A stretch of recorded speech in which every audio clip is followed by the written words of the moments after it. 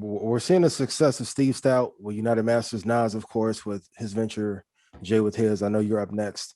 What are some of the top lessons that you took from hip hop and all the trends that you made, and how are you applying them here to this space?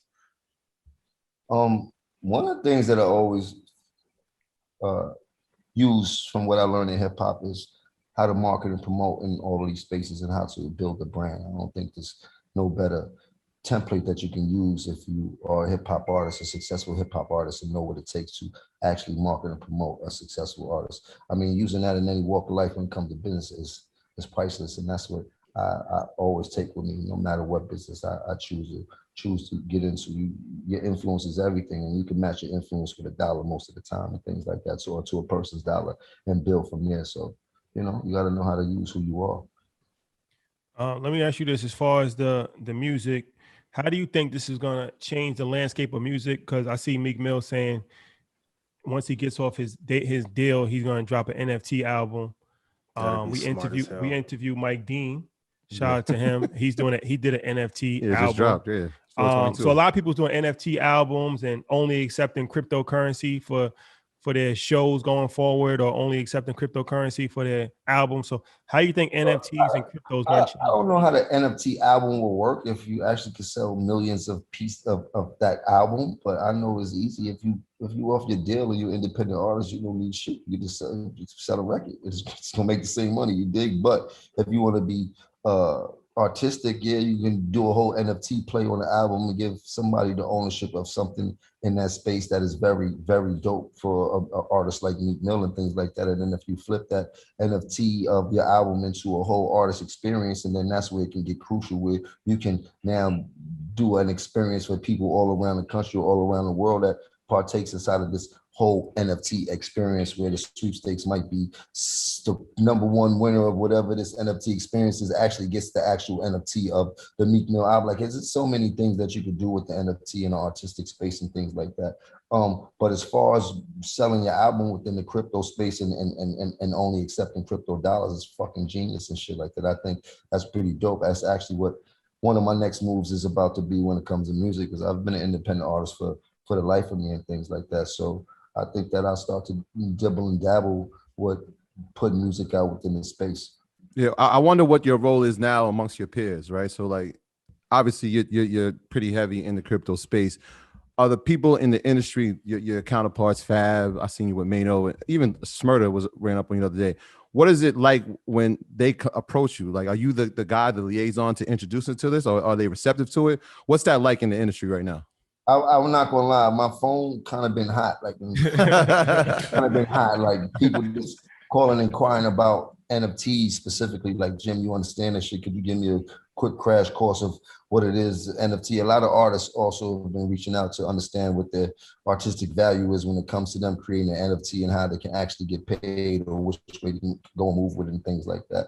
I definitely been receiving more calls than I have in a minute when it comes to something that has to do with Jim Jones, which is pretty good when I feel people respecting what I'm bringing to the table, especially something from my mind and my brain and things like that. That's the number one thing for me. I mean, respect what I'm bringing, bro, because I definitely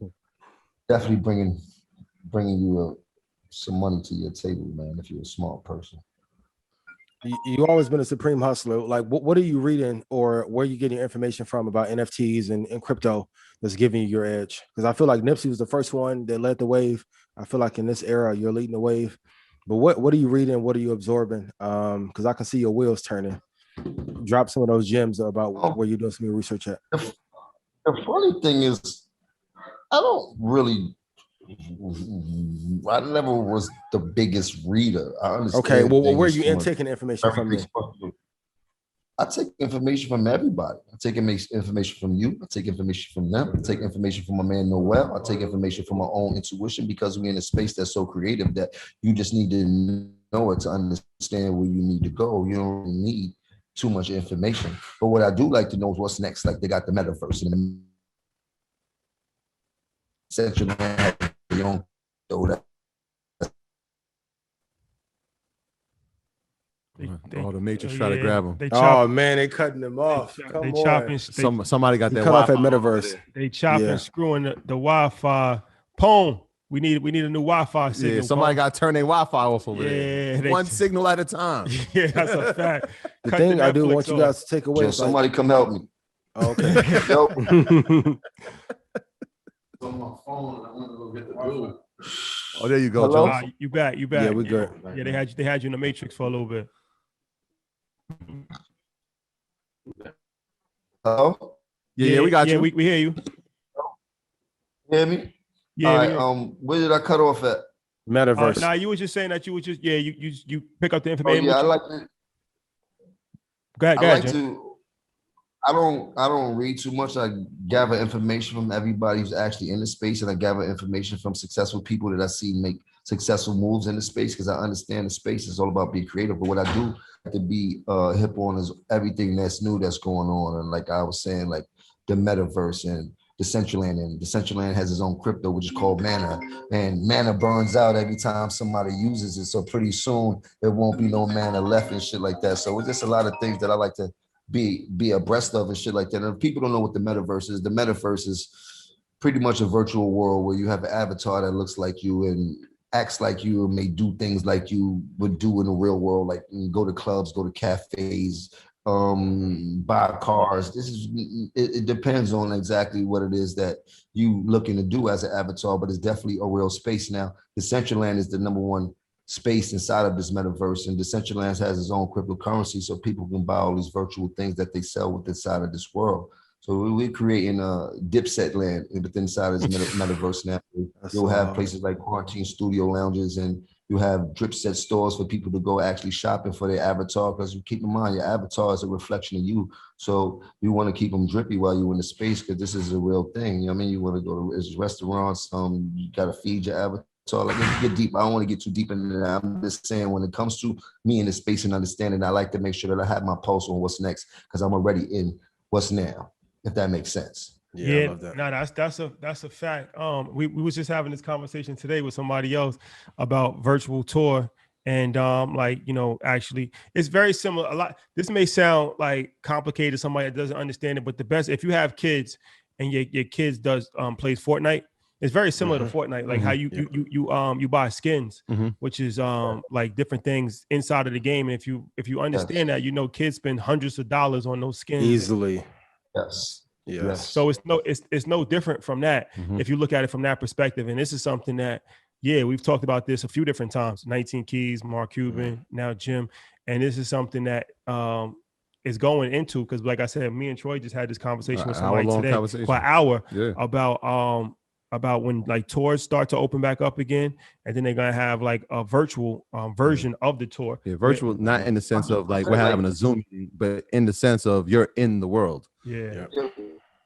100%. Like the tour, the actual real tour that's going on, your avatar now actually be able to go to that same tour with the side of the metaverse and things like that, and so forth and so forth. You know what I mean? Like it's really pretty crazy if you think about it. But this is where the future is going. You have people that's more interested in that world than the actual real world right now. So you know. Yeah, I think then Travis did it in Fortnite. He had like 10 million people watching his concert on Fortnite, which was like, people didn't really understand what was happening, but that was just revolutionary. Shout out to my boy Mike Rashid on the check-in. Shout out Mike Rashid, legend. Definitely one of my secret weapons when it comes to training and fitness. Yeah, Mike's been the a whole beast. game of not just fitness, but he hit me to the business game. Mike Rashid is a very small person when it comes to business. He's probably one of the more richer people in his fitness business. Fitness space, hands know down. how to market and promote himself when it comes to that space. I mean, the guy drives Lambos and things like that. So he definitely knows what he's doing. I mean.